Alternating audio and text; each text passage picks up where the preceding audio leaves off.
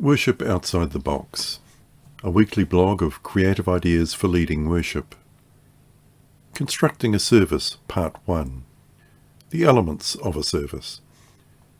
This post and the next 6 posts will be a series about constructing a service. I'll share how I structure a typical service and create the content for it. This post covers the elements of a service. The following posts will cover choosing hymns, songs and waiata, finding or writing prayers and liturgy, writing your sermon, introducing the theme, story time, children's talk, designing, typesetting the order of service, and 2 sample services led by me. Introduction. Planning a church service can be a time-consuming and complex task, but having a clear structure makes the process smoother and more efficient. This blog post breaks down the essential elements of the services I lead and offers practical guidance on placement of hymns, prayers, liturgy, and the sermon. Whether you're an experienced minister or a lay worship leader looking for a structured approach, this post provides a thoughtful and adaptable framework to help you create meaningful, engaging worship experiences. Section headings. Here are the sections of services I lead.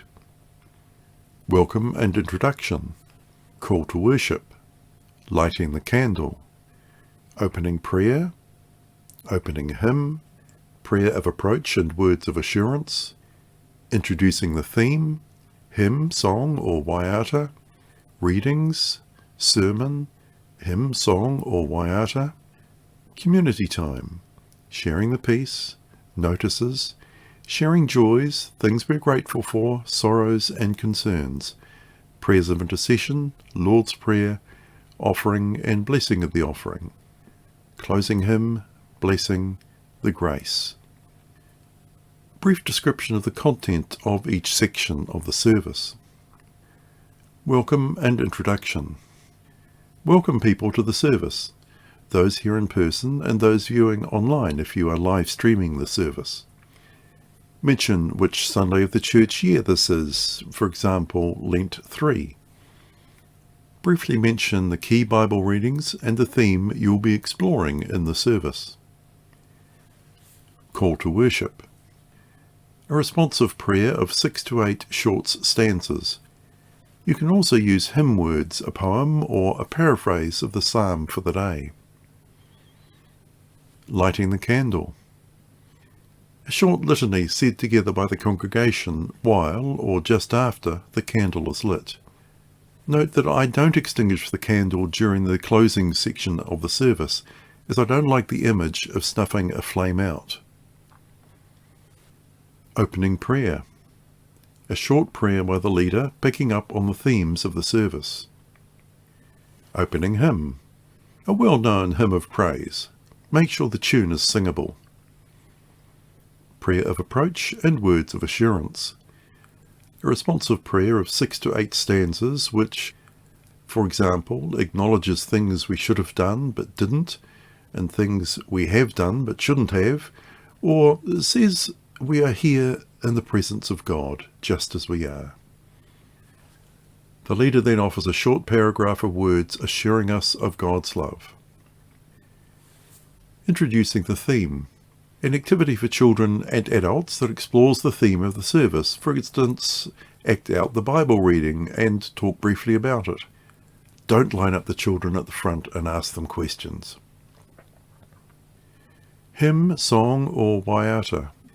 A chance to teach the congregation a new song. Make it broadly relevant to the theme of the service. Readings. Print the text of the Bible readings in full. Omit verse numbers. Break long passages into shorter paragraphs. Sermon. Deliver your sermon. Project images or play music where this is relevant. The sermon immediately follows the readings, so they're still fresh in the mind of the congregation. Hymn, song, or waiata. Ideally, make it relevant to the theme of the sermon. It can be a congregational hymn, or our singing group may perform an item. Community time. Sharing the peace. Invite the congregation to stand and greet each other, saying something like, "God's peace be with you." This is a light-hearted activity. It can take a while to get the congregation back to their seats. All good. Notices. A congregation member stands and gives notices of meetings, events, and other things relevant to the congregation. I have the notices at this point in the service rather than at the start of the service, so that people who arrive late get to hear them. Sharing joys, things we are grateful for, sorrows and concerns. Ask people if they have things they want to celebrate or concerns to pray about. If so, work these into the intercessions that follow. If no one says anything, that's okay. Prayers of intercession. These are responsive prayers for ourselves and others beyond our congregation. I include this text, or equivalent, in the order of service document. To the bidding, "Loving God in your mercy, would you please respond, hear our prayer."